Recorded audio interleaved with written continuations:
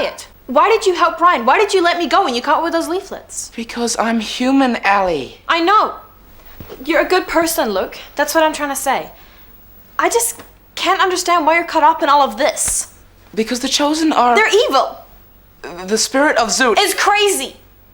Come on, Luke, you're an intelligent guy. You have to see that.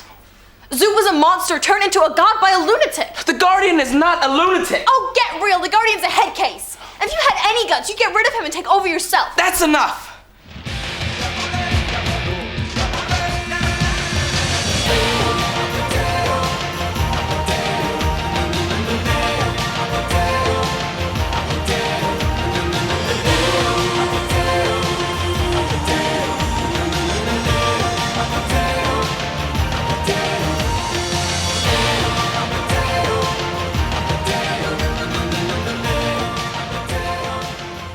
Welcome to Series 3, Episode 19 of Conversational Legal Mountain, a podcast about the tribe. I'm your host, Lance, and joining my podcast panel today is Liz. Hello. Sabine. Hi. And Maggie. Hi. With episode notes done by Matt and myself. So Series 3, Episode 19. The screenplay was done by Charles Hodges. It was directed by John Reed, and the episode synopsis read out by myself. An increasingly frustrated Ryan gets himself into hot water. Ellie calls Luke's release into question, and the rebels search for a way to even the odds against the Chosen. Right, panel, a lot to go through in this episode, so let's jump right in. The Guardian is furious that rumours are spreading that he's losing his grip on everything, demanding that Trudy's name is blackened even further, and that slaves are put to increase work on the projects. Of course, Amora seemed to be exempt from all of this. What did you make of his realization, mostly that his name doesn't strike quite the fear that it once did? Ah, poor little boy. He finally realizes he's not that scary anymore. And that he's not that important. I think that's a big problem, too. Confusing. Because here he's upset, which fine. If that's okay. If he's upset, it makes sense. But then later, when Luke brings up the same concerns of what people are saying about the Guardian, he makes excuses for it. Like, who cares what these people say? Even his own people, he calls them sheep. So I don't know if that's purposeful contradiction or an accident in the writing. I think it's more, it could simply be the fact that it annoys him when it doesn't suit him. He doesn't mind that they're talking crap about him and Tysan because, in his mind they could not possibly understand, and it doesn't speak of weakness, it just speaks, in his mind, it just speaks of things they're too puny to understand. But when it comes to Trudy, it's an obvious loss in his eyes, because he wanted to make it seem like she was being rewarded and sent to Zoot, and now he's like, oh, she's bad, and she's making me look bad, so I have to do something about that. But I think he's just blinded by his ideas about Tysan, so that it doesn't really matter to him in that context. Makes sense. He's justifying his attraction to her. Mm-hmm. Yeah, that makes sense. And I think this is a good, it's not necessarily starting, because it definitely started, before this, but his spiral into insanity, you really start seeing the cracks show in these, episodes that we're seeing now. And not just in him, but with what Luke's saying, it's showing amongst the other Chosen as well. Yeah. I'd love to know what these projects are that slaves working on. Especially since you pointed out that there's at least one. There's the alchemy project, which he sent Jack to work on. What I mean is, Lance points out that the Marat seem to be exempt from these projects, and so it's just kind of like, what are you making the slaves do that's extra? Like, what are you making these guys work on? We never find out. They're painting the moon. Right. And like this intricate mural that was stenciled on, oh boy. It's just strange. Very. I can only justify his weird projects by weird theories that Carlin would probably approve of, when it comes to things he says later about true bringers of chaos and all that. I would love to know what, the people who get sent to the mines, like, that's fine. That's a nice vague notion of punishment. But I'd like to know, what do you have them doing at the mines? Like, what kind of mines? Right. What kind of mine is it? Are you literally just making them live in caves and dig holes to punish them? Which, okay, that's fine if you're just punishing them by doing that hard labor. Or is there a purpose to these mines that you're putting in? If they're experimenting with alchemy and stuff like that, it kind of indicates that he's, I don't know, looking for gold. But you know what I mean? I just would have liked a little bit more detail as to what you're doing with these workers, but you're never using the Mallrats for that work. I don't ever think do we ever see them on a work party again after this? Not really. I don't think so. I think that stopped a few episodes back, to be honest. And maybe it's just his way to ensure that Tysan doesn't have to do any dirty work and he can't be blamed for playing favorites, right? I don't think he cares about playing favorites. I know, but I'm just saying. Yeah, you can't use that as an excuse. It's just I can't believe I'm saying this, but at least the Technos did that better. They actually showed the kids having to mine coals. And why they had to. Like, we knew why they were working. Yeah, there was an actual reason for them doing that. Yeah. Yes. I'll give them credit for that. Like, the purpose, get them addicted to a game so they'll want to do this job so that we can run the power plant. Like, that was sensible.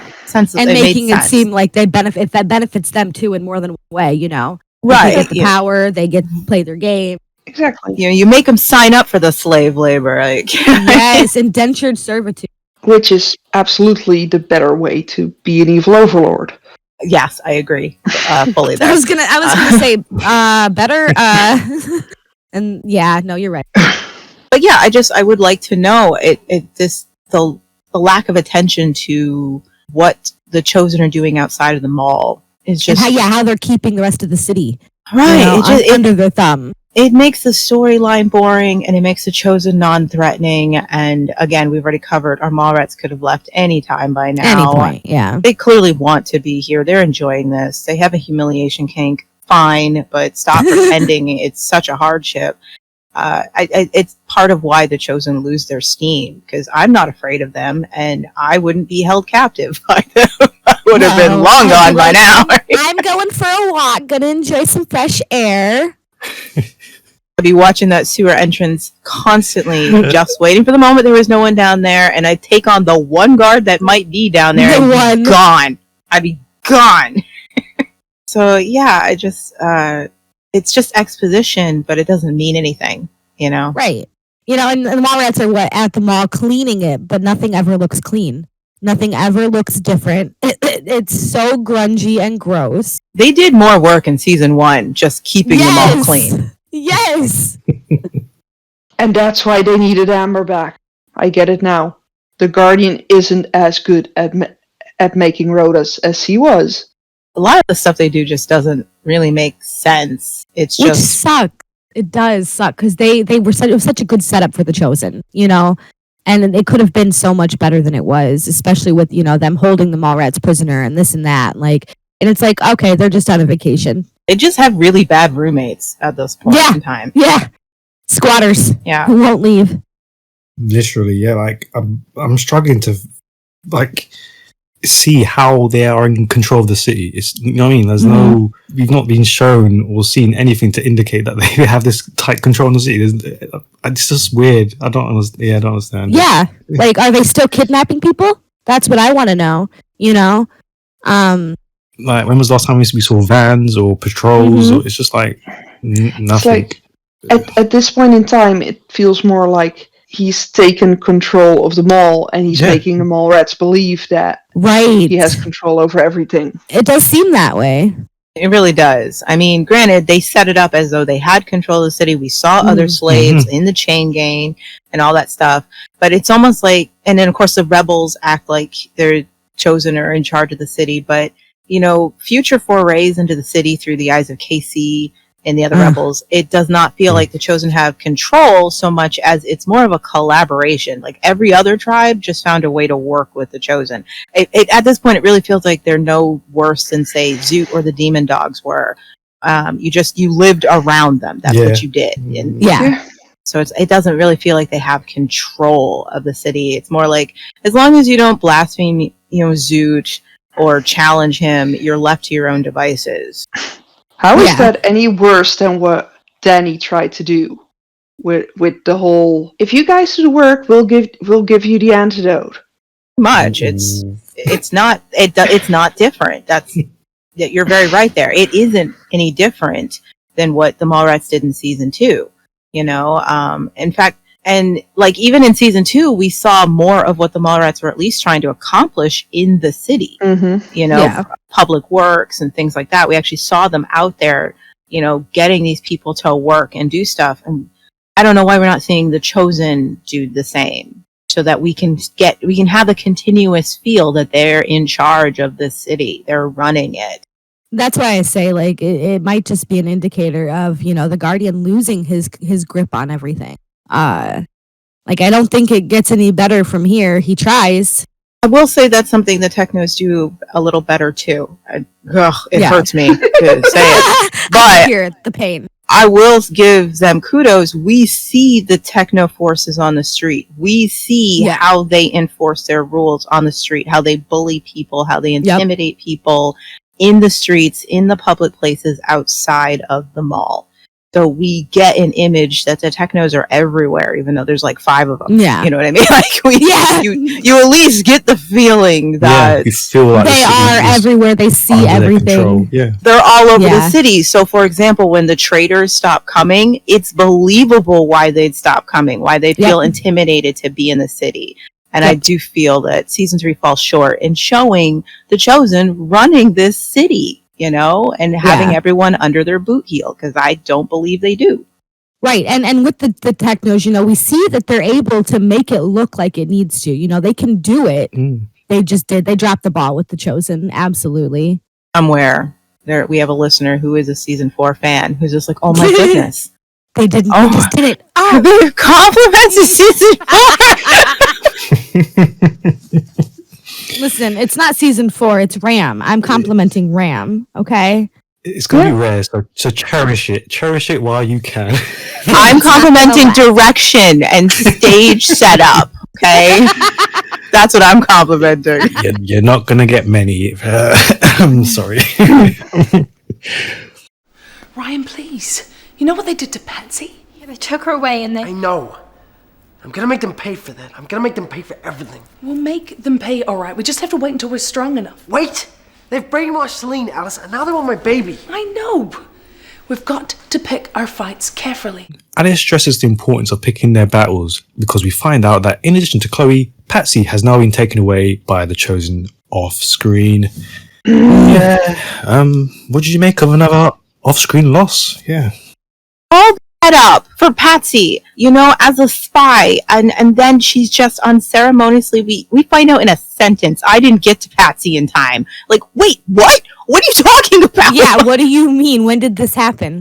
What happened to Patsy? What was she doing? What did she get caught doing? Same thing with Chloe. We have no idea what they were caught doing.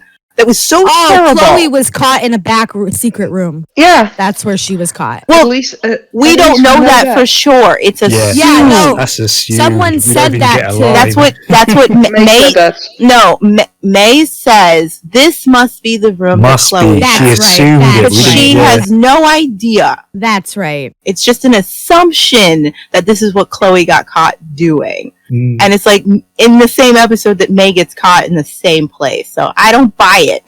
I don't buy that room left, is so important. A notebook laying open on the table like she wasn't just staring at it. A room that was unlocked. These guards suck. Baby broke into the room for Pete's sake. I don't buy that that's the reason Chloe got sent away. No, sorry. The door was open, wasn't it?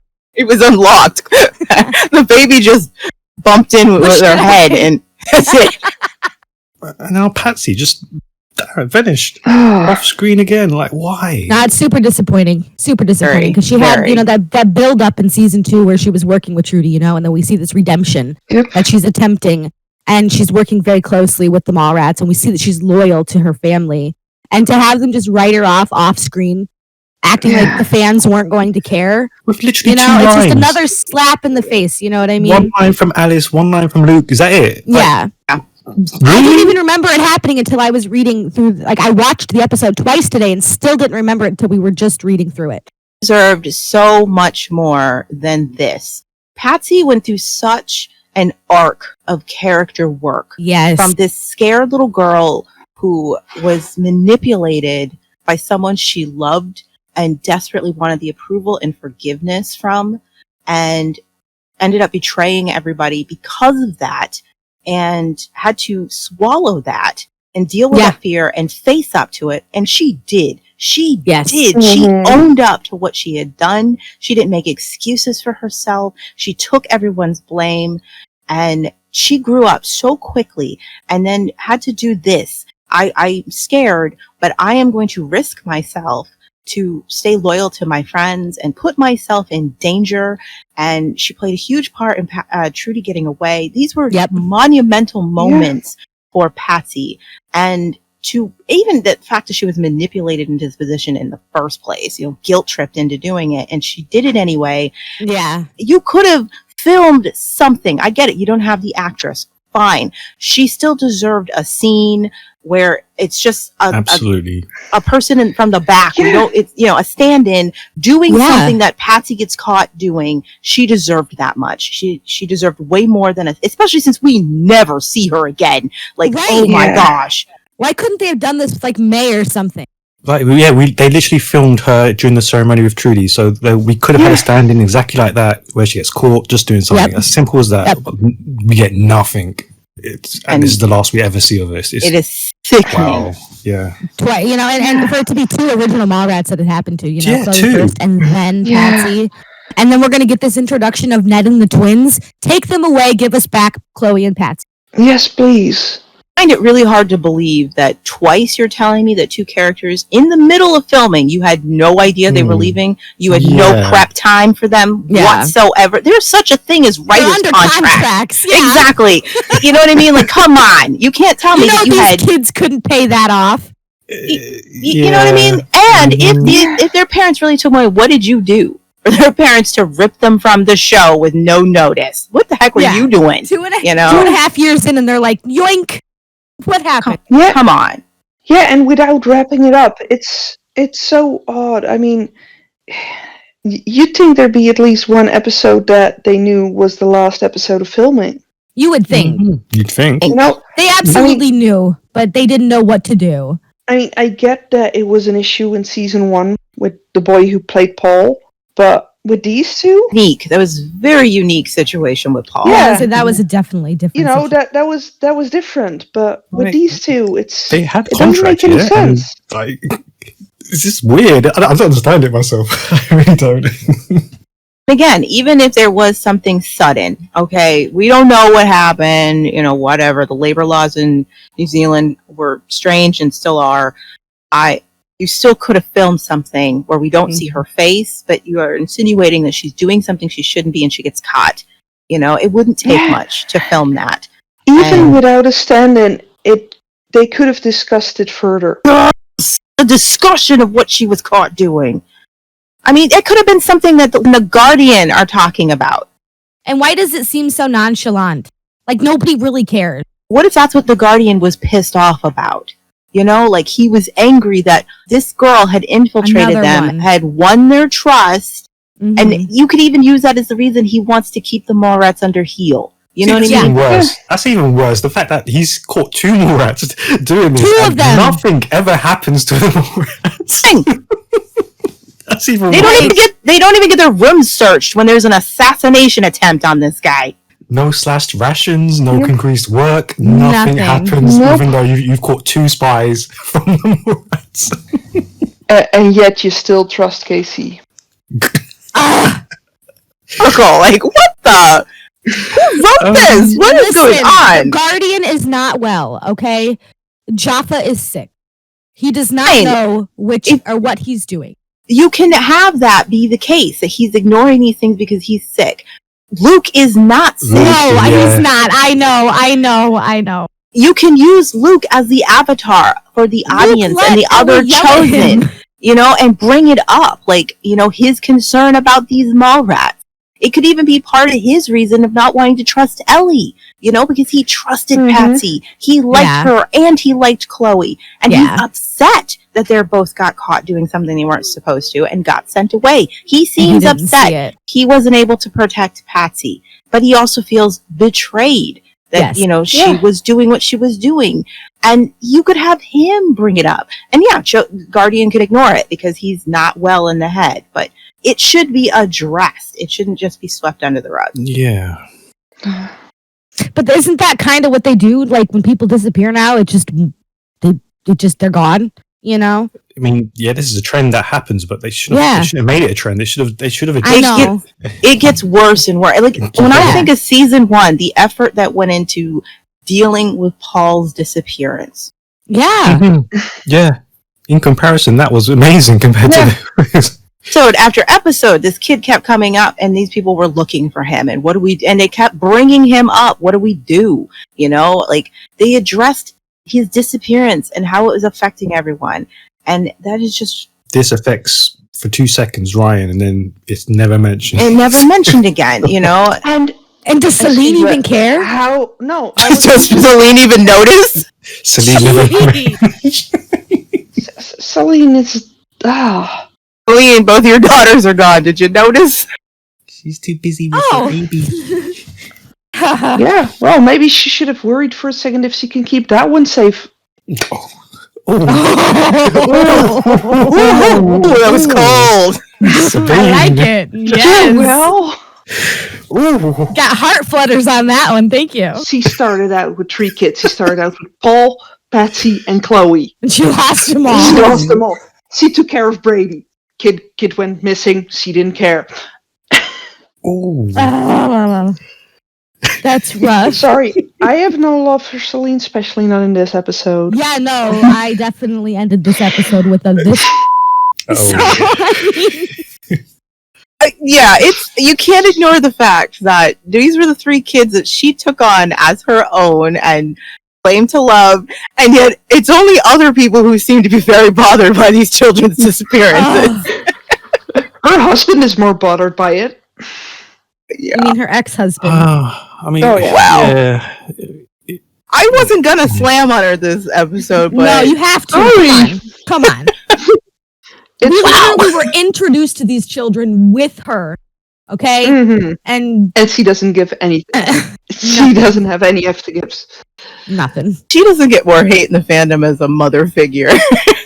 Trudy and Amber get a lot, but Salene never gets any. That's strange. No, everybody loves Salene. I don't quite understand it. But no, this is sad. We've lost 2 original Morats. Yeah. In succession. It's like the trend started on Eagle Mountain with how quickly we were meant to move past Amber and Zondra's loss. And here's another example. We've got 2 who've left in pretty quick succession and were given a sentence, and that's it. There's no explanation as to really what happened to them, what they did, and there's just not much care given to the fact that they're gone. Oh my goodness. There have been more sentences about Danny being gone than about Patsy. Yeah. Oh, you're right. And those were obligatory. Yeah. Completely obligatory. And those mentions were literally punching their way out of the characters' mouths. That's how little they wanted to say it. Yeah. It just felt obliged to mention it. I understand that these kids have been through a lot and they've lost a lot, right? But they are still teenagers. Mm-hmm. Like, there should still be some emotion when one of their friends and family members disappears. Yeah.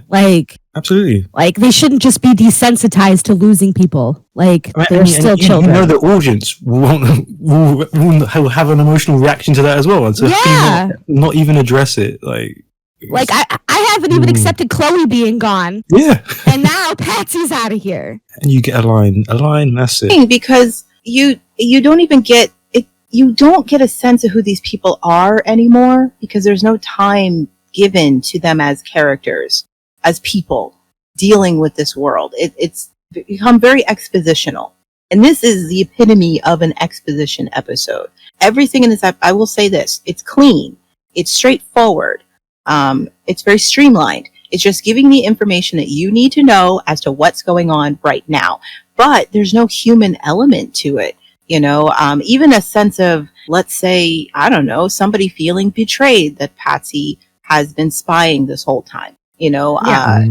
There's just nothing. There's no emotional response to it's just one thing happening after another, but what does it matter if they aren't behaving like humans actually going through it, especially at their young age? And like you said, they shouldn't be entirely desensitized to this. No, like absolutely not, and I think there was more anger and emotion put into Salene and May demanding to know if the mall rats were involved with Trudy getting away than there is with Patsy and Chloe being taken. Yep. It's just sad. Do we even get a reaction from KC about Patsy? No. I don't think so, and that's the worst thing, I think, That is bad. I was just remembering, like he just still doesn't even know. He still thinks she was a traitor, and they never get that revelation from him that she was on our side. She was I feel bad now. One of us. We don't know. We don't even know if Casey is aware that she has been taken away. Because it never comes up with him. He's just trying to get a favor, Like, that's all we know of Casey today. Oh, man. It's like so many good moments they could have had, but... There's one person who's upset about Patsy, and that's Ryan. He's the only one who's genuinely upset. And we don't even know if that's about Patsy or the fact that Salene just dedicated their child to Zoo. We have no idea what he's really upset about right now. Because nobody's having real conversations about this stuff. And it could have been like that, I think, would have helped the slog of season 3. If, like, season 1, you could say there's not a lot of action. But why is it so engaging? Because we spend so much time getting to know who these people are and their reactions to even the smallest things. We get to know who they are. We get to fall in love or hate them, Character drama was amazing. See them play off of each other. Amber would be losing her mind right now. She would be tearing that place down trying to find those girls. Yep. Not an Amber fan, but she definitely would have. And I'm sorry, Sarah Major, you deserve so much better. So much. You're such a good actress. They barely ever gave you anything to work with, but when they did, you killed it every damn time. And I loved you, and I'm sorry that this is how you were left, and you deserve better. So much better. Yep. But thank you for what you gave us when you were allowed to give it to us. But it sucks if she was one of your favorites and that you find out that she's gone in this way and there's no reaction to it at all. That's harsh. It's just mean. And no one will actually care again until Chloe returns in like the end of the season when she finds out that her best friend is gone. No one will care until then. Yeah. And that makes it even more heartless. Really heartless, especially I can't believe that there's no reaction from Alice or Ellie about this when they're the ones who pushed this child into this dangerous position, promised her, we will keep you safe, nothing bad will happen to you, and they got nothing to say about her being taken away. Trying to sweet talk Luke still. Yeah, they got their own stuff, I guess. Does that wave got gravy running down your chin? Gravy? Gravy? Telly, I don't know why you should be so bothered about that. After all, you and Andy did have quite a feast. Feast? What's he talking about? He's just stirring. Such a caring, sharing family you all are. See, I've got a few questions for you, panel. What did you make of the development of the family dynamic that we see and Pride's attempt to turn them against one another? It's efficient.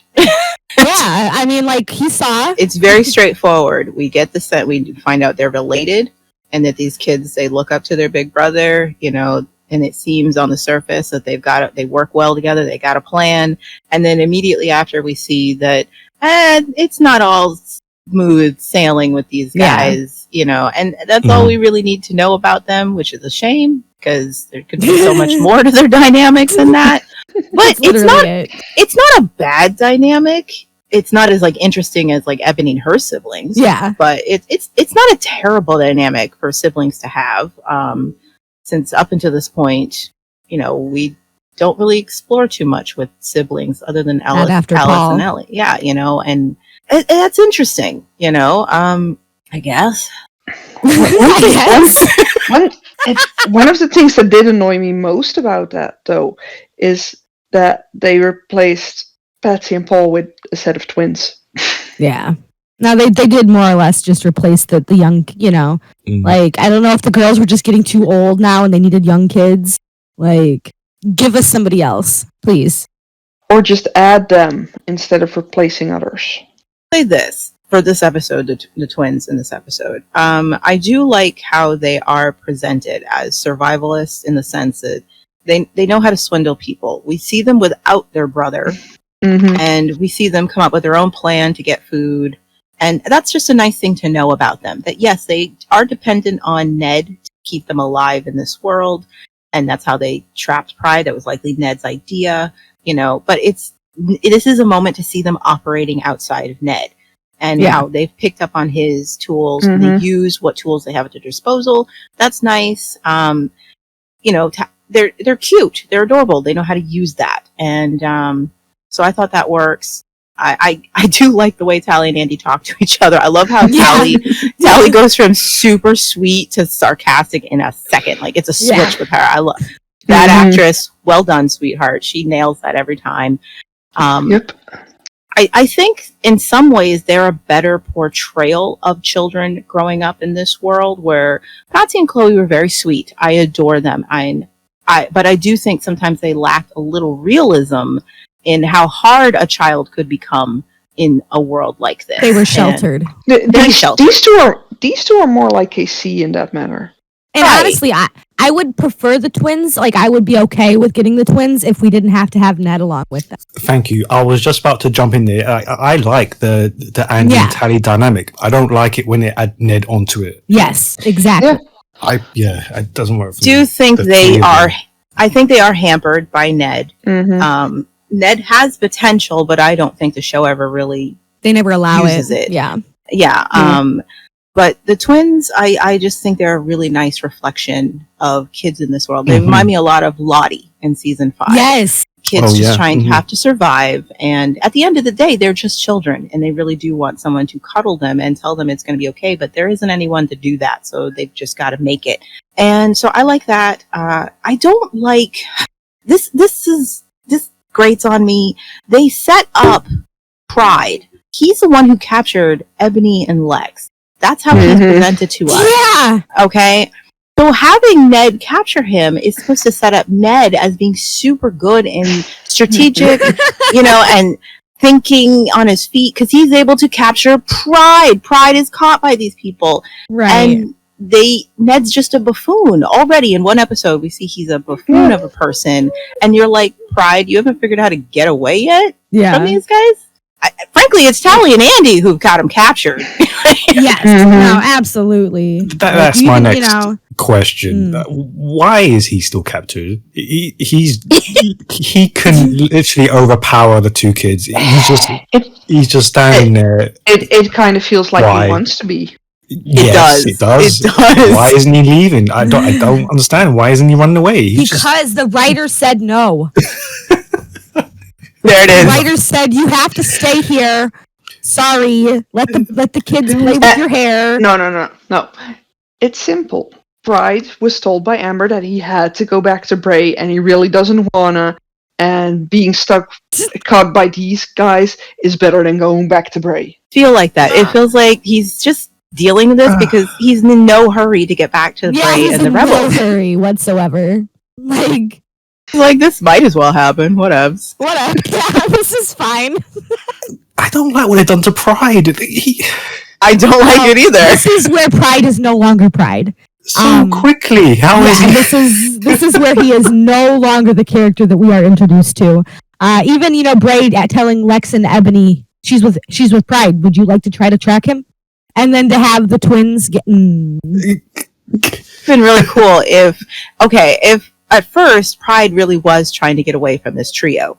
You know what I mean? And we saw that it was impossible for him to get away, like they had him trussed up like a pig or something. But then when he finds out that he's going to be sewed to the Chosen, maybe that's when his demeanor changes. Like, hey, that could actually work in my favor. Yeah. You know what I mean? Like, Like it would give Pride his own motive for why he's doing what he's doing. Like, okay, that could actually work out in my favor to get one of us in the mall. But you know, because last time he left the rebels, they weren't doing much. Nothing. You know, Pride is also an individual agent. He likes to work alone. You know, so I just think if we'd gotten a little insight as to why he wasn't fighting these guys so hard, and was just like, I actually do want to get into that mall. You know what I mean?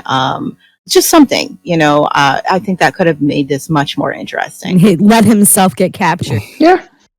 Like, I'm going to use this to my advantage that I've been captured. I could get away and I could get back to the rebels, but we'd be right where we started. But now they're going to sell me to the Chosen. I wonder if I could get into the mall. You know what I mean? Just something like if we got some insight into his thought process. That's the headcanon now. Right. You know, it would. It has to be. Because it just makes Pride look really bad that Ned has him captured. Ned. Ned of all people. God, jinx. Because they immediately paint Ned as a buffoon. Yeah, like the gravy on the chin. Hey, like you aren't smart enough to wipe your mouth? Like, are you serious? You can't feel that there, really? You know, and I don't know why they decided to make Ned a buffoon. Because there's just a lot to be said for having an older KC. Someone who's not inherently evil, but is willing to do whatever it takes to survive and protect his own. You know, and I think that could have been very interesting for Ned. You know, a future look. But instead he's painted as an idiot. And I don't know why they'd let Pride be captured by an idiot or why they would paint Ned that way. There was just someone who decided that we can't have someone looking like Ned be a smart guy. We just cannot have that. Because I used to hate Ned with the fire of 1,000 suns. I'm trying. I've learned not to hate him so much more. I'm just disappointed now. That's where I am. I'm like, Ned had so much potential. I don't know why you took this route with him. I don't know what the point was for Ned. You know, I like you can see what the point was with Lex. Lex was a dislikable person in season 1. But they gave him enough attributes that you could understand why people would follow him, why he'd have friends, why he'd have a girl enamored with him, the potential he could bring to the group, what Lex could be when he was contributing. And you could see that he was really just his worst enemy. So it made you root for him. It made you like the scoundrel. It made you want to see the scoundrel, you know, come into his potential. I don't know why they decided to paint Ned as someone who you don't root for him. You know, like, where were you going with this guy? What was the point of him? Because he's just annoying. It's one thing to have a character who's bad or is like the laughing stock or, you know, the joke guy or whatever. But what's the point of a character who's just, I friggin' hate you? Like, Dani wasn't supposed to be hateable. We hated her, but she wasn't supposed to be. Easy. It just happened, you know, the way they set her up. But with Ned, it's like, Ned is like, you seem like you purposely set him up to be just hateable, and I don't know why. And then you put him with the most loved character. What were they thinking? Yeah. Yeah. You thought she was going to redeem him? Come on. I mean, maybe they did think that she would be able to redeem his character. Ran her character into the ground this season, so I mean, she can't save him. She can barely save herself. Yeah. She can't save herself. So I mean, sorry, Alice. They wanted to torture Alice some more.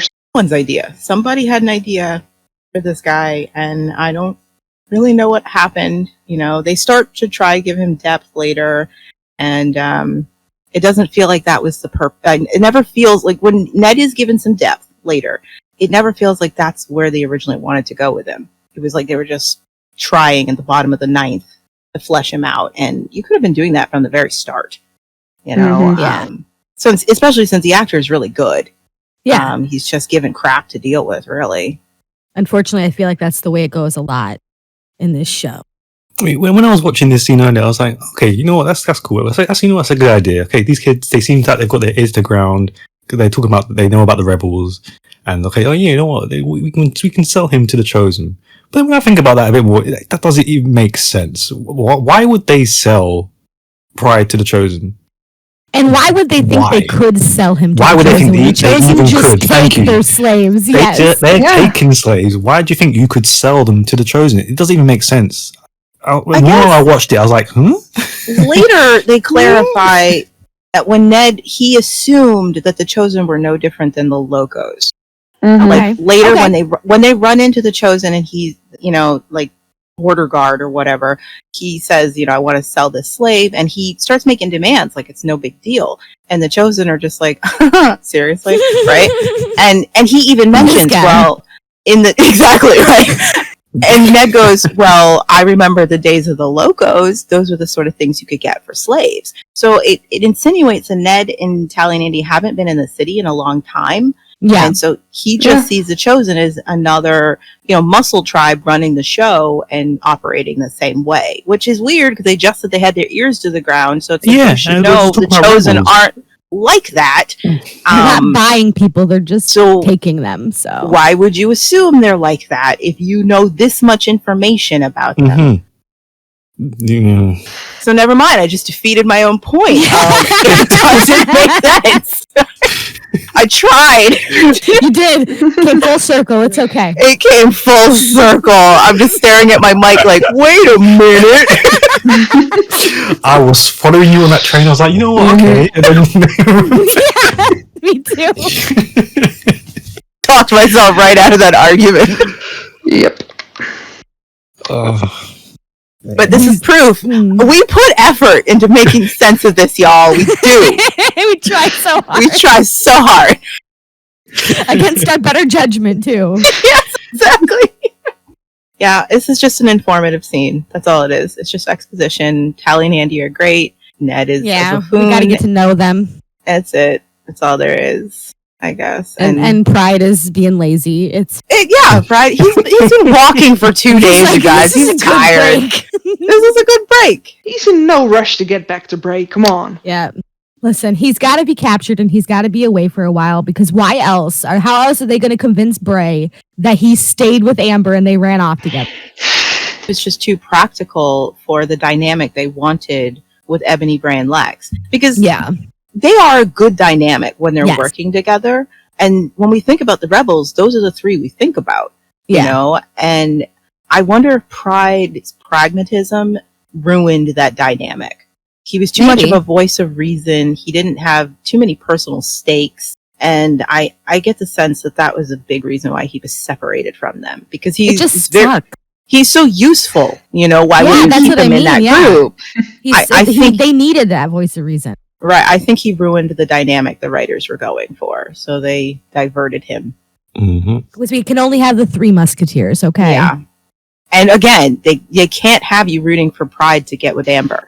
I wasn't, don't worry. I won't. I root for him to get with other people, not Amber. I love Amber, okay? She doesn't deserve Pride. I'm with you. I love Amber too, but she doesn't deserve Pride. No, Bray and Amber deserve each other for multiple reasons. Danny who? Pride who? What?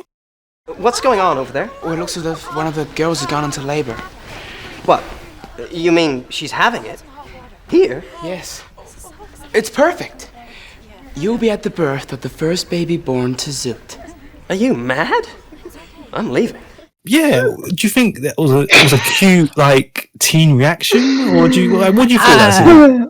I mean, I felt like it was very fitting for the Guardian. Like, he's like, whoa, wait a second. This is really happening? Like, Icky? No way. Yeah. I can't have blood on my robes. Come on. You almost called it a dress. The timing was great. It was a nice comedic moment. Jaffa delivered it perfectly. I really did I thought it works because of his delivery. It was so great. But I also think you can look into it and get a little bit more from it. Jaffa's not even pretending how tiresome he finds all of this anymore. He used to love the pomp and circumstance of having this group hanging on his every word and making up ceremonies and writing books about Zoot and all of this. He loved it, but it really does seem like he's finding it tiresome at this point. And he's disinterested from the moment he is addressing these mothers. I do like this scene in the sense that you even have little voiceovers of the awe that the young mothers have. It's a Guardian. Yeah. The ADR going on. And he's bored. He doesn't want to be addressing these these spoiled women, who exchange pure human juices with another person. Ew, He wants to go share his never mind. I'm not going to say it. Sorry. I will stop there. So it definitely, it ties into his sexual repression and his issues with women. And it tells me he's not interested in this stuff. He loved setting up these ceremonies. He loved making these decrees, but having to actually put in an appearance and talk to them. And, Luke is gung-ho. Luke loves this stuff. He lived for it, Mm-hmm. And he was basically Jaffa's understudy, watching from behind the wings. Like, I want to be like him when I grow up, And Jaffa's reaction to, he literally said, I don't care. He can't even fake it, or come up with a reasonable excuse. He's not worried about anybody overhearing him. He's just like, I'm leaving. This is gross. Ew. See ya. Peace. It was probably in that moment that he realized that they were actually going to have to help birth these babies. And he's like, wait a sec. That's not in my job description. Why would Zoot ask me to do this? Yes, exactly. This is so gross. Why? Yeah, it's just interesting, He loved it in the beginning. He did. Mm-hmm. But now he's just like, he wants to go and pine after somebody else. It's something got his interest. He doesn't want to be bothered with any of this stuff. And he can't even pretend. I just love his expression towards Luke with, are you mad? I'm out of here. Yeah, no, his facial expression's brilliant. It makes me wonder, how does he think about Brady, Zoot, and Trudy? Like, it bothered him so much that Zoot clearly had sex with a woman and got her pregnant and she had a child, that he had to create this divinity labels for what it was. It's almost like in his head he has rewritten it that Zoot literally just put a seed in a pumpkin patch and then Trudy retrieved it. Immaculate conception, yes. Like that's what he created, when in his head, rewrote it so that he didn't have to think about the squishy thing that Zoot and Trudy actually did to make Brady. Yeah, no, he's just going for Zoot chose Trudy to carry that child, and poof, by magic, there was a baby. But anyway, I think it's a comedic scene, and Damon lands it perfectly. It is a comedic scene. I did laugh, but then I was like, once again, you're stripping away like the awe and presence of the Guardian. Yes, you're rendering him into this. Yep. I'm not. I don't like what happens to him, but they've been doing that since the moment he laid eyes on Tyson. Pretty much. And I do wish that he was putting in more of an effort to hide it from his followers. It'd be cool. It's fine. At least, if we, the audience, need to know that he's losing his allure, that's fine for us. But I just think it's strange that he's making it so obvious to his followers that he's not what he's made himself to be. But I mean, maybe that's the point, because they don't really want to put the work into showing the followers losing faith in him. So the only thing the lazy way is to just have him to fool in front of them over and over again, so that when we're told that they're losing faith in him, we're like, well, yeah, they would, because he's not even trying. That's the easy road, rather than actually letting us spend time with his followers and be subtle about it. And you know what I mean? It's like efficient storytelling, but it's not good storytelling, I guess. Yeah. Because if I was a pregnant woman who joined the Chosen because I thought, wow, these guys have figured it out and stuff, and this is my first impression of Jaffa, the Guardian, glorious leader, I would be super disappointed. I thought he was going to deliver my baby, I was personally, I was going to name it Jaffa. Like, this is never meet your heroes, guys. Never. And we need to even up the playing field. You're saying we need transport.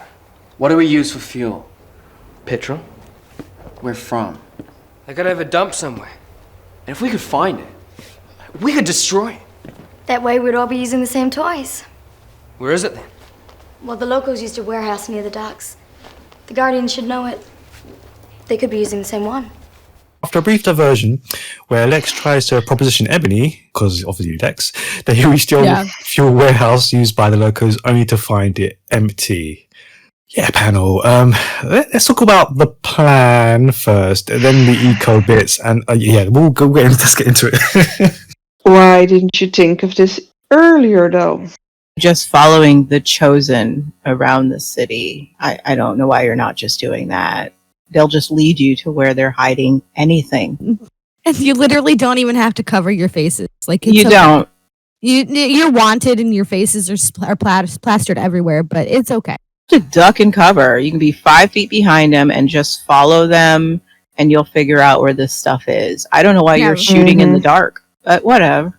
I don't mind this plan because it seems reasonable for Ebony to think, oh yeah, they're using the old locals stores, but this is very late to attempt. Yeah, realize that. This should have happened ages ago. It should have been one of the first things they did. Yeah, I actually don't think it's that great of a plan at all. Ebony, the locals haven't existed for ages. What makes you think that Jaffa would use the same stores? He despised you. He defected from the locals a long ass time ago. What makes you think that he would use the same places, or that those places hadn't been taken over by another tribe like the demon dogs? What were those places being used for in season 2, Ebony? Were you using them when you were running the militia?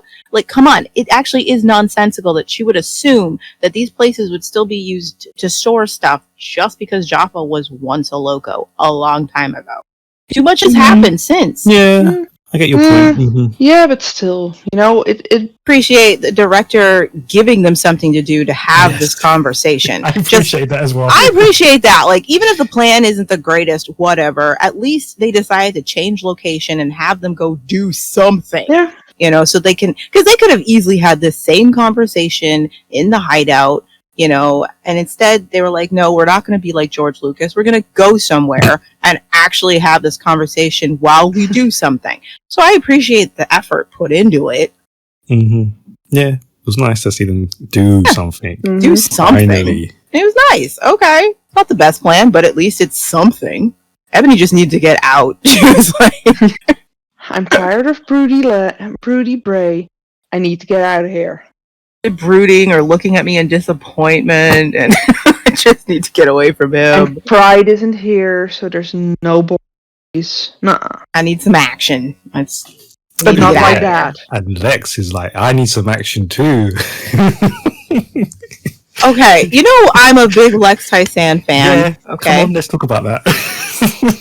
But these guys are really hard for me to root for this couple when in one breath, Lex is like, the Chosen have this, they have that, they have that. Oh, and let's not forget, they have my wife. And then the next thing he's like, hey, Ebony, I thought I'd take you up on your... Like, you can't keep having him complain about his wife and then constantly have him coming on to other women. Like, stop.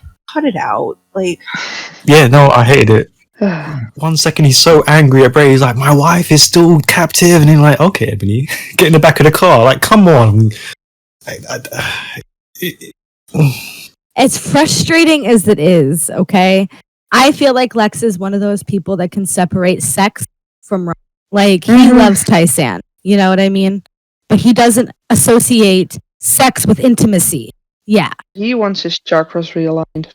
I agree with you, Maggie. He does not see sex and intimacy as the same.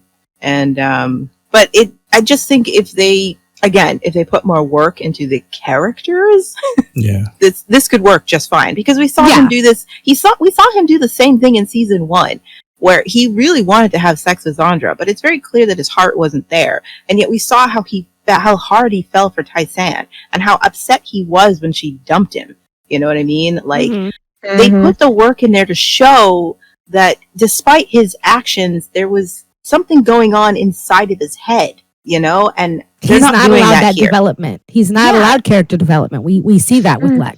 So it's like, you can do this. You can totally make him this guy, but you're not really doing much to show the conflict in his head or letting Caleb, who can act, show it. You know what I mean? Yeah.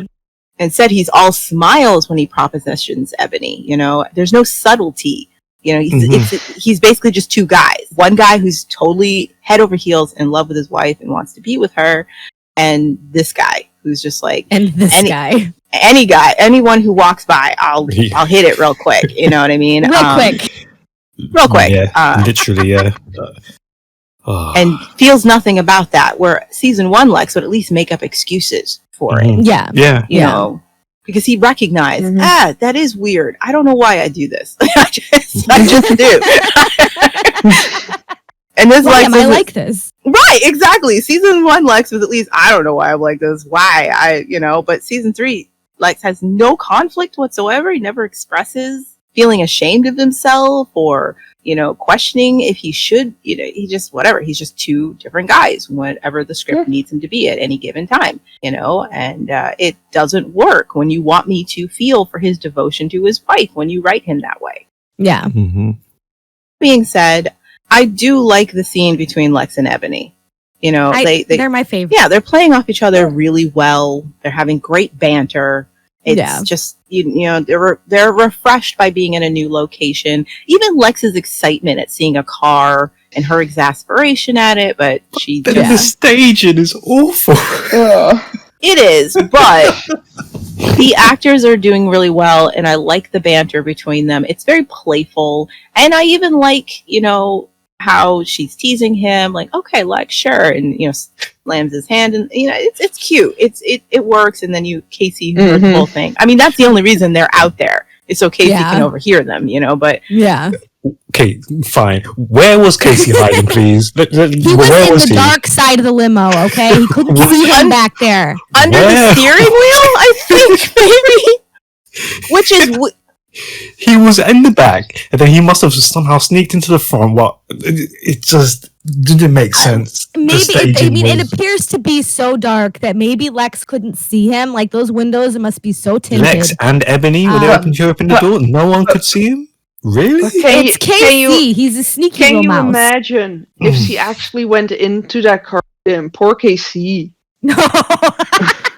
Logistics are like... Life.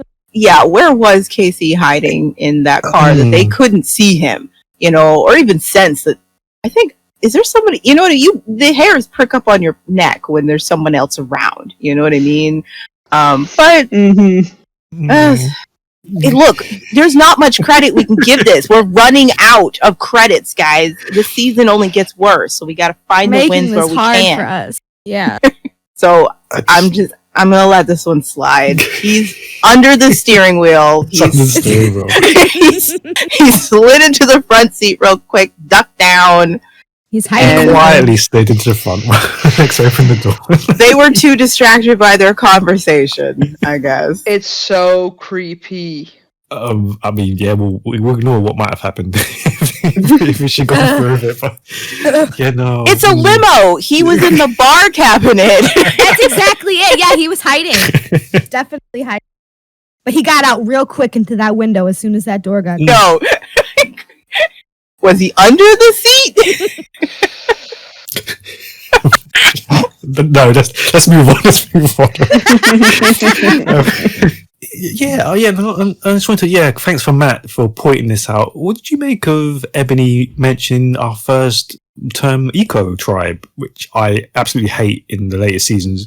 I thought that was interesting. Like, what do you make of that?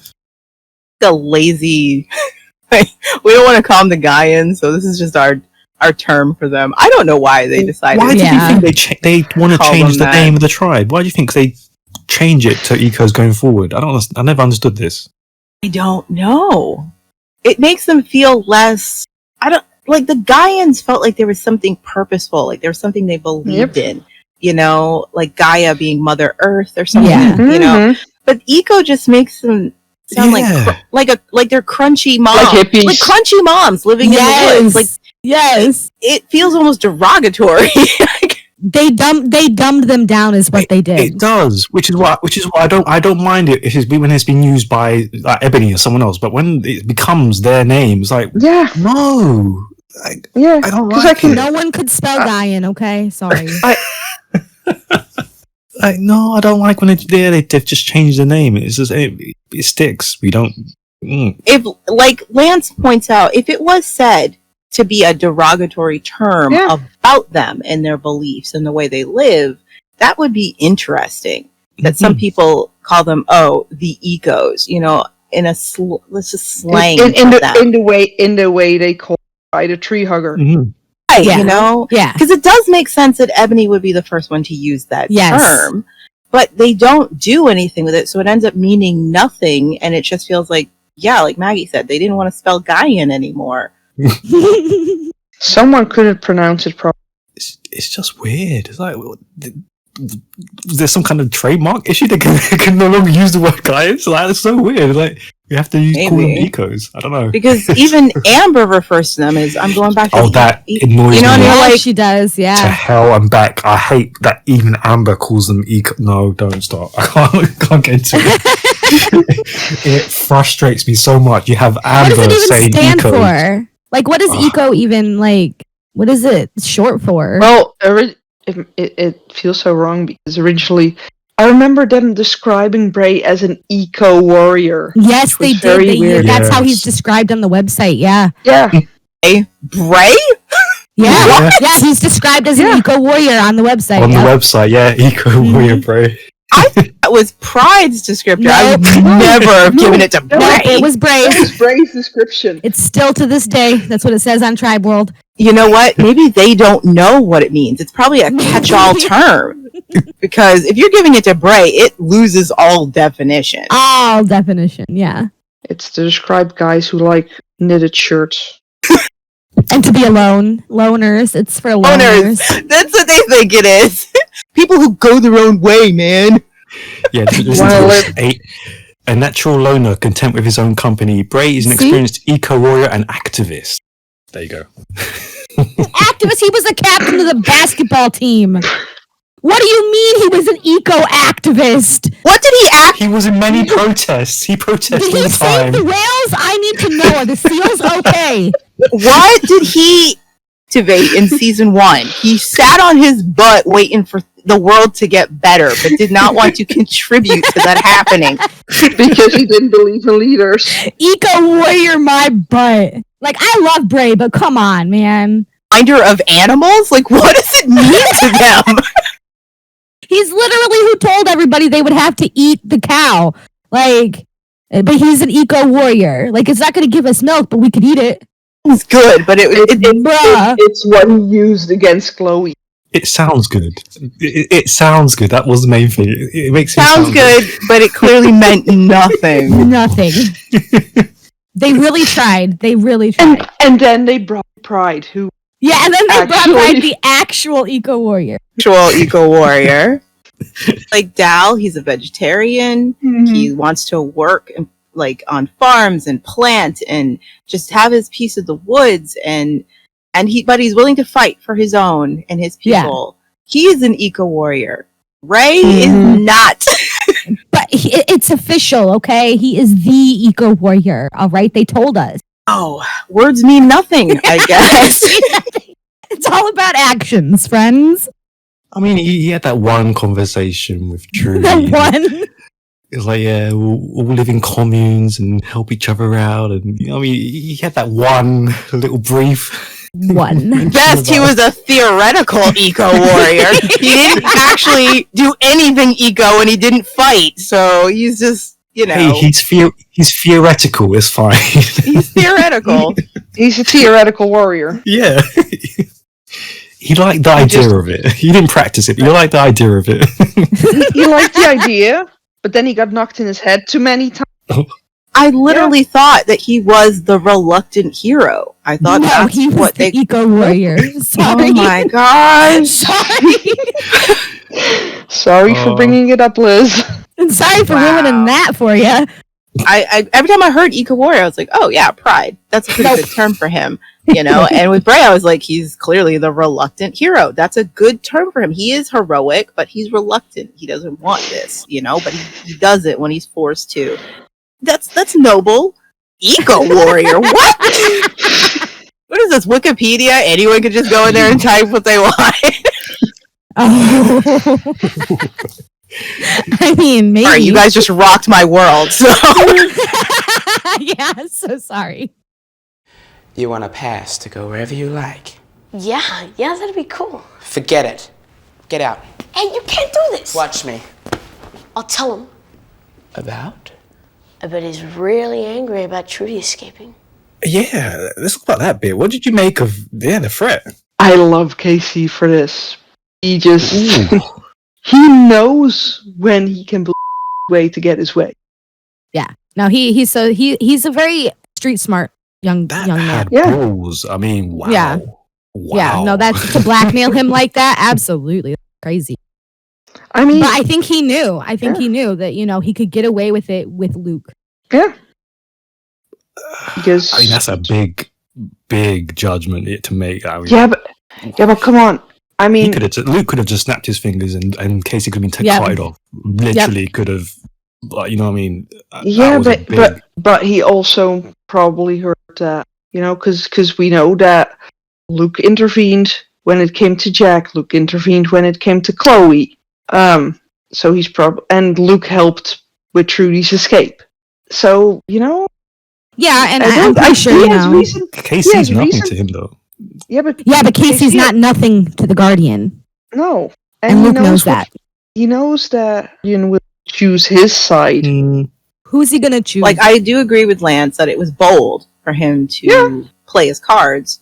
But given what Casey has been through lately, and the fact that he can't depend on his tribe, he's got no one looking out for him. He's lost his only companions. And no one will escape with him, and he refuses to escape alone. Yeah. I'm not surprised that Casey would play his cards like this and see what, he's found his edge in with the Guardian. He wasn't even that afraid of the Guardian when the Guardian was questioning him. He was just pretending to be afraid. And that during that interrogation, I mean, he was controlling the interrogation. So I'm not that surprised that Casey would go for the goal here. Because I think he recognizes that Luke has more to lose than he does. And let's not forget, this is the kid that attempted to lie to Top Hat's face, which for him was a more direct, dangerous situation. No way out of that one, but he was still willing to do it. Yeah, Casey is very go for broke, so I'm just again bold, but I'm not surprised that he was willing to do it. Mm-hmm. And he won the house. He gambles big. That is KC. He bets big, loses big, but he also can win big. He's not an aim small, miss small kind of guy. That's not KC, He will put all his chips in. And so, yeah, I'm not surprised that he would take this gamble with Luke, even though, yes, if he loses this, if Luke had the ovaries, he would be like, take him away. Cut out his tongue while you're at it, so that he can't tell anyone. But Luke has shown just enough weakness and humanity for people that Casey's hedging his bets. He won't do that to me, even if it's to silence me. You know what I mean? And he was right. He won big here. He does, have a decent amount of insight in what people are like. Continuity. Casey's been betting big since the day we met him. Yeah. It does make me wonder if Casey was part of why they twins the way they did, so he'd have someone to play with like that. I mean, I'm not going to say it's obvious that the twins were brought in because Chloe and Patsy were taken out, but it does make sense that they would need someone that's closer to Casey's age. Yeah. Yeah, he's got no one to play off of. Exactly. I like that scene between he and Luke. I love the look on Luke's face when Casey's just like, if you try to stop me, I'll tell them that you helped with Trudy. Everything. And Luke, he doesn't even try to bluff. You know what I mean? Because he doesn't have that in him. That's just not who he is. But Casey does, and it's not like Luke could. It's not like Luke couldn't have done something. Just like Lance said, he could have had Casey carted away. He could have had him restrained. He could have had Casey silenced right then and there. But what Casey has seen is that Luke wouldn't do that. And so he's like, I'm willing to bet you won't silence me, even though you have the power to. And I just want you to and it's not like Casey's asking for much. He wants to be left alone. I just want to be able to wander free. I want to leave the house. I've been grounded for weeks. I just want to go outside. You know what I mean? He's not asking for much at the end of the day. He gets a laminated hall pass. Yeah. I just want to go outside, dude. I'm not trying to cause you any trouble. You know, That made me laugh. That pass. I'm sorry. To do the chosen, hand out all these passes everywhere. I don't know. It's like a bathroom pass. Well, it's a well-earned win for Casey, especially the way he's been treated by his own family. So, and I also do like it because I will say this, as much as I don't like how we don't really get to see many of the other chosen and their thoughts and their characters and stuff, I will say that I love that this leads directly into Luke's mood and how he is feeling. Like Luke's journey it's very linear and it's very it makes sense. Being betrayed, like losing Chloe, losing Patsy, being attracted to Ellie, having Casey do this, not knowing what's going on with Tyson and the Guardian, having the Guardian try to do away with Trudy, having so much of his belief structure shattered, having all these questions thrown in his face. And again, I don't think Luke spent much time among non-believers before, so he didn't have to deal with these conflicts before.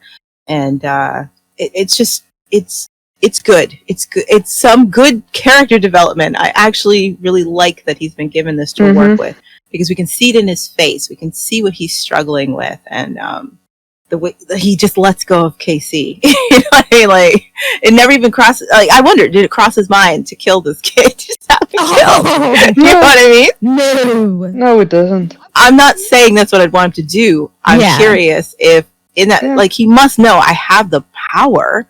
I have the gun. When he grabbed him and he lifted him up, I think it did pass for a split second, but like that moment when like that moment he was gonna backhand Alice. You know what I mean? Like, oh, you're pissing me off. You know, that loco came out. But I'm trying to be a better person. I've devoted my life to Zoot. Testing me. Why do you guys keep testing me? Testing my good nature. Do not mistake my kindness for weakness. I mean, that leads directly on to what happens next, because you are treading on very, very dangerous ground, Ellie. Don't think I'll go on protecting you forever. So what did you make of those two clashes that we witness?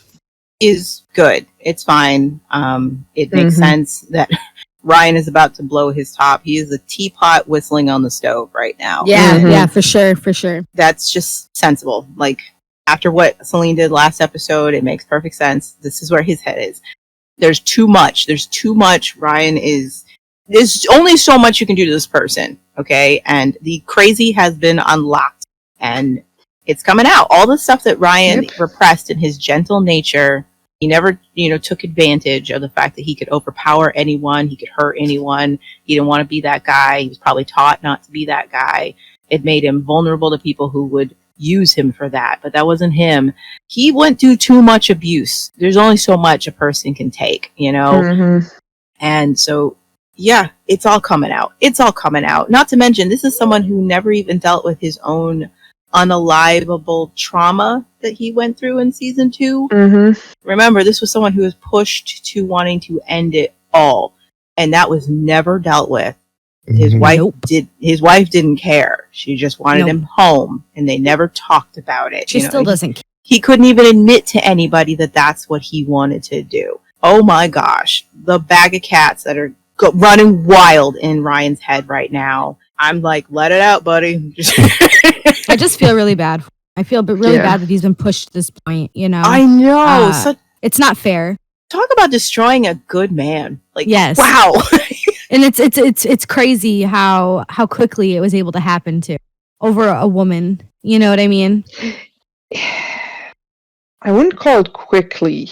I mean, Salene took her... I say that in the sense that we see how very quickly he latches on to her. That was a constant boil. Just constant punches to the face. Yes. That's what he took from everybody he cared about. Yeah. From the moment we met Ryan, everybody he cared about treated him this way. Zandra even did. His own best friend, the people who are supposed to love him the most, put him through the worst abuse. And then when he found the one, she decided to top it all. Yeah. And we didn't think that was possible. And he finally has this one thing in the world that could be his. And that's going to be taken from him too? Like, because of her. Oh my gosh. Yeah. I'm surprised he hasn't set them all on fire. Same. Ryan is a guy who could destroy everyone, and even a court of law would be like, you know what? Time served. I mean, you're guilty, but time served. A good lawyer could totally get him off. That's all I'm saying. Don't give him any ideas. It was self-defense, Your Honor. Insanity, that would be the plea. Yeah, it would totally insanity. Be. Completely. No, it's just simple. He's married to that. My only question is, where the frick did Luke come from? I thought the Chosen never overheard anything. So the fact that Luke could overheard what was coming and was able to show up just in time to keep Ryan from being sent off always made me laugh. When he just swooped in, stage left. Like, wait! It's like I said, it's magic. Like, where were you, Luke? Are you just waiting to get a moment alone with Ellie, maybe? And then you overheard this, and it escalated. And I would have loved to just see, that Luke behind the corner going, "Oh lurking." My gosh. Yeah, like, oh, these people always right. Just like these people are always getting into trouble. They never stop. And why can't they just be happy prisoners? Why can't they be happy prisoners? It's not that hard. We give them such easy work.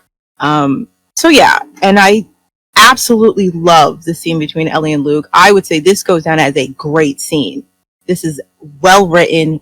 Just the acting is impeccable. And this is the discussion that they should be having. This is what you would. Their assumptions about each other make so much sense. Of course, Ellie would be like, he's been faking. Like, he doesn't actually believe this. He's just been going along with it. And his shock that she would think that about him. Yeah. I love this so much. This is a great scene. Like, she's like, come on, dude. Like, how can you be a decent person and go along with this stuff? And he's just like, wait. I believe in this stuff, Ellie. And how shocked she is. Because, of course, you would be shocked to think that he actually does believe in this. And it makes no sense. You make no sense to me. Because you're decent. You're kind. You're nothing like them. How can you believe in this? I love everything about that scene. And the way you can see Luke is so close to breaking because so much is being shattered for him, especially dealing with Jaffa's crazy butt all day. Trying to keep him from hanging everybody. Just he's clinging. He's clinging so hard because Zoot was his savior. What Jaffa brought him saved him from the life he was living as a thug on the street, doing terrible things to people. Zoot was his redemption. Yeah. And it's slipping from him. It almost makes you feel bad for him, okay? Or me. It almost makes me feel bad for him. I'm not a Luke fan. I never have been. But it does almost make me feel just a little, because he is watching his world shatter around him. All the beliefs, you know what I mean? His belief in the Guardian himself, is fading. And I think that's hard. And then he's trying to reconcile these feelings that he very clearly has for Ellie. Like not being able to trust her in this moment. Yes. Like, what else do you want from me? Because I'm starting to get that's all you guys want. He thought it was reciprocal. If I'm kind to them, they will come to Zoot. If I show them Zoot's love, they will come gladly. And instead, it's like, I think I'm just being used. Maybe by everyone around me, even Jaffa. Yep. It's like, go get some ice cream, Luke. This is a Jonah day. Tai-san, if two people achieve enlightenment, there can be no question of impurity between them? I don't believe so, Guardian. It wouldn't be wrong? They wouldn't be punished? Why should they be? Yeah, what did you make of the Guardian and Tai-san and his earlier justification to Luke for meeting with her? Oh. She's playing him so well. Yes, and I don't think he liked being wrong in that moment. She is masterful. There's no other word. She's good at what she does. I'll give her that. Yep.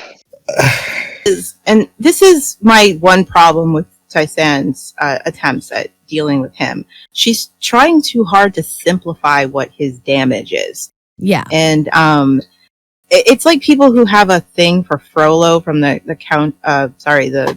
Hunchback of Notre Dame. They just think that he's sexually repressed, and if he got some, he wouldn't want to, kill every woman that won't be with him. But it's deeper than that with Jaffa, and so for her, that's how she sees it. She just sees, because remember, she did the same thing with Lex. Like, oh, that's all. You're sexually repressed, and you'd be a better person if you could just channel your energies. Blah blah blah. And it's like, it's more than that, Tyson. It's not that simple. And she's doing the same thing with the Guardian. I will give her credit, though. I love the way she handled that conversation. But it's because she assumes that's his damage, and it's like, it's more. It's it's so much more, baby girl. This definitely does show that she thinks that she can solve Guy's problem with her body. Start with physical love, and then you teach him empathy and blah blah blah. And this time she's committed, because with Lex she gave up after 2 days. She was like, oh, forget this, too much work, and the sex wasn't that good, you know what I mean? So whatevs. But with Jaffa, she's like, now I'm gonna seal the deal, because she watched Alice succeed with Lex, and she realized, oh wow, Alice was committed to saving Lex, and she got some headway. She never gave up on him. So I'm not going to give up on the Guardian. I do love how it, his reaction to his attraction to her. Like, at first he seems relieved that, she's affirming that it wouldn't be unnatural. And so he's like, basically she said, you can cheat on your boyfriend. It would be totally okay. He wouldn't mind. Zoot is into polyamorous relationships. And he's trying to convince himself that she's right. Yeah. And then freaks out, wow. Freud would love him on his couch. He's like, tell me about your mother. Oh boy. That's a good scene though. It's really well acted. It's creepy though. It looks like he's about to strangle her. Yeah. Fondle or strangle. They're the same thing for him. I do wonder if they were channeling Frollo with him. Yeah, absolutely. That's every time I see this, the Hellfire song goes through my head. With Frollo craving Esmeralda and thinking he'll be damned if he does. Yeah. I wonder how things would have been different if he'd actually been attracted to Trudy. You know what I mean? Like, how he would have reacted to her coming on to him if he'd felt an attraction to her. Whereas he clearly didn't, and was just grossed out by her behavior. But with Tyson, he is so tempted and wants someone to tell him it's okay. And yet even he can't even convince himself. And he's trying so hard to convince himself and justify. And so he tells himself that, she's not just a mere woman with nice boobs. You know what I mean? It's more important than that. It's so much more deep than that. She's the answer to everything. Yeah. And that maybe that's why he does the whole Supreme Mother thing, with her, is to justify having her close, having her near him, justify and how he feeling the way he does about her. Yep. Suddenly no longer cares what anybody's saying about them, Yep. Like, who cares what these people say? They're sheep. It is gross though. Yeah. Because Tyson is masterfully she's handling this. At the end of the day, she doesn't have the power if he wanted to force this issue. You know what I mean? And so that's gross. Absolutely. She's doing what she can with it, but yeah, it's gross just knowing that if he wanted to force the issue, what could she do about it, Yeah. And that's something a lot of, enslaved people have to go through. When someone has that kind of power over you, they're going to take it. Some people, their thought process is, I'll give it voluntarily. I have some control that way, I do appreciate that they didn't go for a simple seduction with the storyline. Like, oh, that's all he wants. She gives it and manipulates him through it. I like the fact that it's actually a fight for him. And she's left confused. Like, wait, I thought that's what you wanted. And I was going to use that to get what I needed from you. And instead, you're more broken than I thought. Like, I don't know what you need. And then she trauma bonds in them, and but anyway, but it's a good scene, very powerful, and just the fact that he has to have her removed from his sight, and then Yeah. he doesn't, and then you just see him cowering after, like, what is happening to me? I've never felt this stuff before, and it's like it's He's an erection. afraid. It's an erection, Jaffa. That's what it is. It's rigor mortis, okay? It's okay, sweetheart. Suit won't be mad at you. He's had one too. It's fine. That's how Brady came to be. I mean, that expertly leads us to our final thoughts of the episode. So is the real father now Salene? Okay, but what I mean is, what about Ryan? Ryan's got nothing to do with it anymore. What do you mean, nothing to do with it? With Zote as the baby's father, the baby doesn't need Ryan. Ryan will never see the baby Salene. He's out of it, for good. Yeah, what did you think of that panel? The one. I mean, am I the only one who loves Rosie as a side character? No, she's great. She's great. Absolutely. I think this is where this was a chance to give Selene's conflict a little bit more depth, going from here to Ryan finding out, which comes, a couple episodes after. Yeah. We never find out if Selene's conflict has anything to do with her also being bothered with the idea that her child's father won't be allowed to be in her child's life. Yeah. And I don't, I'm sorry I'm jumping ahead, but it's just hard to contextualize the scene without thinking about what comes after and her reaction to this.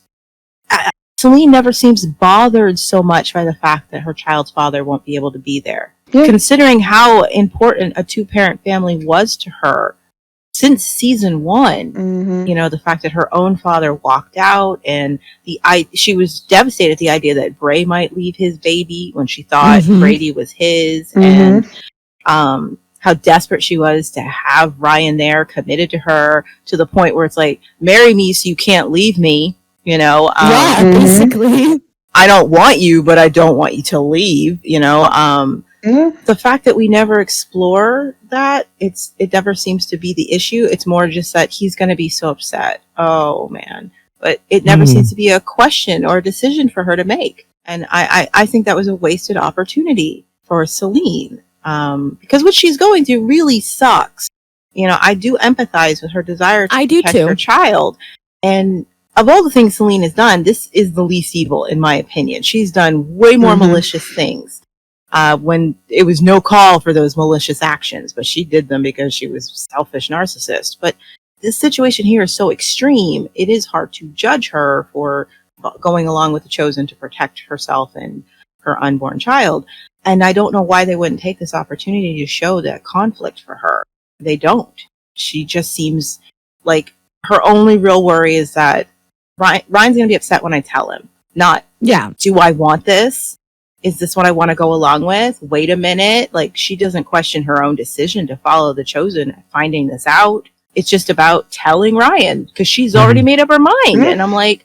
Yeah, that bothers me a lot. Because she cares about herself and she cares about this baby. And she wants, she doesn't want Ryan to abandon this baby, but she does not care about him at all. Nope. At all. And all of this just proves that even more. Because she's not concerned with how he's going to react per se, but she's concerned about how he's going to feel towards her. Yeah, and how it will make her look. And I just think they could have done more with this. I feel like there would be more emotions that you would have at having to make this kind of decision. She shows more emotion when she's talking to Luke. Yep. Yeah.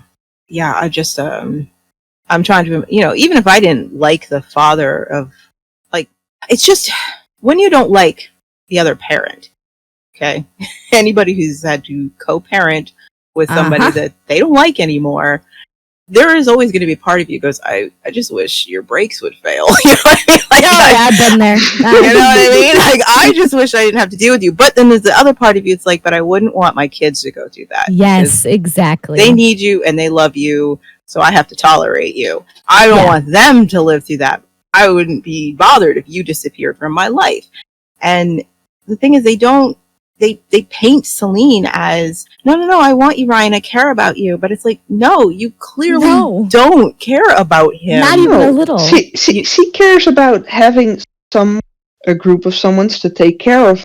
Doesn't have to be Ryan. Seem bothered that this child wouldn't know him, and how this, it's just it's a shame. And knowing how badly he wants that baby too. Mm-hmm. You know, knowing that he's going through all of this for that baby. And you keep using that, so he'll keep doing this? Yes. He's disgusting. I'm sorry. And yet, no problem at all taking it from him. None. Yeah. Not even I know we're going to revisit it, but I'm sorry. There won't even be a sense of like, I'm just playing along till this is over. There's no way I'm going to let you be cut out of our child's life. Like nothing, not even a lie to reassure him. Yeah, nothing. Just, I know this sucks, but this is the way it has to be. Sorry. No. Salene, you are a horrible person. I'm sorry. Mm-hmm. Not sorry. You know, I'm not sorry. I'm going to quit apologizing. She is not a good person. No, she isn't. She's not a good person. And it's just a shame because this is a really good conflict for her to be going through, and I don't feel like they're utilizing it as much as they could, you know? Think about the development that she could go through with the fan. You know what I mean? If she were to even just acknowledge and talk about it with him and try to not necessarily justify it, but rationalize it with both, right? Like, she doesn't. This very scene, she's already made up her mind that yes, that she's going to do this. Mm-hmm. Yep. There's zero conflict for her. None. Oh crap, that sucks. Yeah, her big conflict is I don't know how to tell him or when to tell him. But that's it. Not gee, I'm questioning this. Do I actually want to do that? No, she's gonna do it. That was the face. That look on her face isn't, oh crap, I'm questioning my decisions. It's like, no. Oh, I guess this is what we're doing now. Oh, this is where we are. This is where we are. This is where we are. Can someone else tell him, please? He's gonna flip out, you know, of course. I don't want to be the one to deliver that news. Yep, that's it. It's decided already for her. Yeah. And I will say, I don't think her descent into the Chosen has been done very well because they're doing it to be like, she's brainwashed. And I'm like, no, I don't believe she is. She's selfish. She's not brainwashed. She doesn't believe this Chosen crap. Come on, you haven't convinced me she actually believes in any of this. And you're telling me through all of this stress, okay, and this pregnancy that she's got going on, that her stress-induced bulimia did not come back? Mm-hmm. This would have been a time to delve more into her mental health issues, you know? And they didn't do that either. Think about that. Never happened. That was back when we had good writing. What? Bulimia, what? That's back when we had character depth, Maggie. Come on. You are asking too much. Clearly. Gosh, give us something. Like, this is another thing with, like, Salene is very similar to Lex in the sense that she's allowed some character development, but then she always takes 4 steps backward. She never gets to stay, you know, where they take her. They always have to take her back and show us just how selfish she is. And there's never like any meaningful exploration of it. Yep. It's just, this is what she's doing now and this is why she did it, you know? Like, it's so black and white. And they could have done much more with this character. They do. They make her an alcoholic.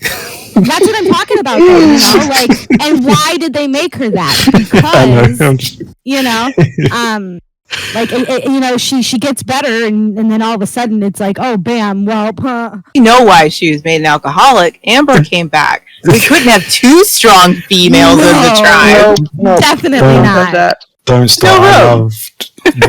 I loved strong Salene, and then they just dragged her back down, and I hated it.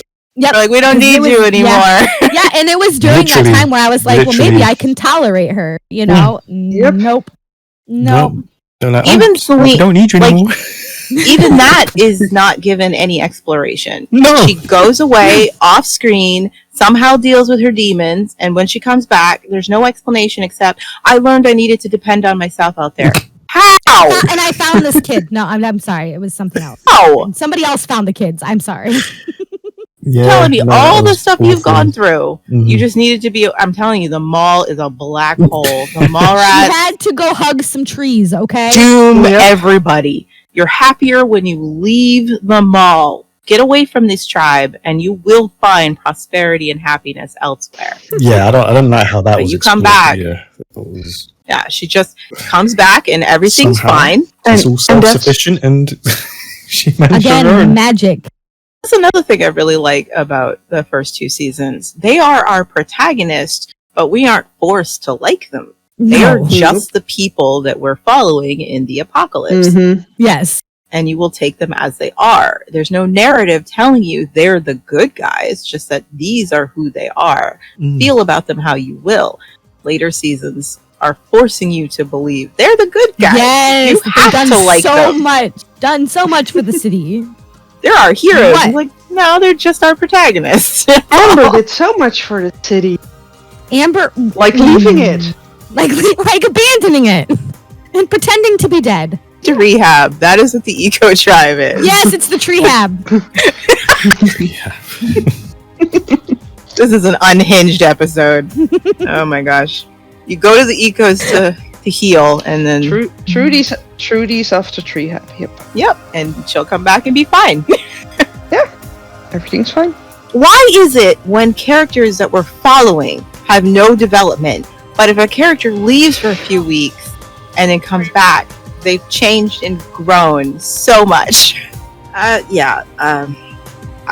I thought in this last scene with Salene was, what did you expect? What did you expect? You have been going to these meetings. You've heard the way these people talk. What did you expect? Did you really think you weren't going to have to make a choice? Or maybe you did. You've just been putting off realizing you've made your choice. You've been telling yourself you haven't made the choice because it makes you feel better about yourself. Because you have no right to look surprised. She was putting it off because that's why she, and Luke was like, "You're ready to join whatever circle." She's like, "Oh, I'm just waiting for Ryan." I think she's just been putting off the inevitable. I don't think she's surprised. I think she's just more facing down the barrel of a gun that she knew was there the whole time, and now she can't avoid it anymore. That's what her expression tells me. Oh crap. Alright, cool. That brings Series 3, Episode 19 to a close. Thank you very much to the panel. And if you'd like to take part in a future episode of the podcast, please just smash it on our Facebook page, on our website, or on Instagram, thetribe.co.uk. So we'll see you next time for episode 20. Until then, bye. Bye. Bye. Bye.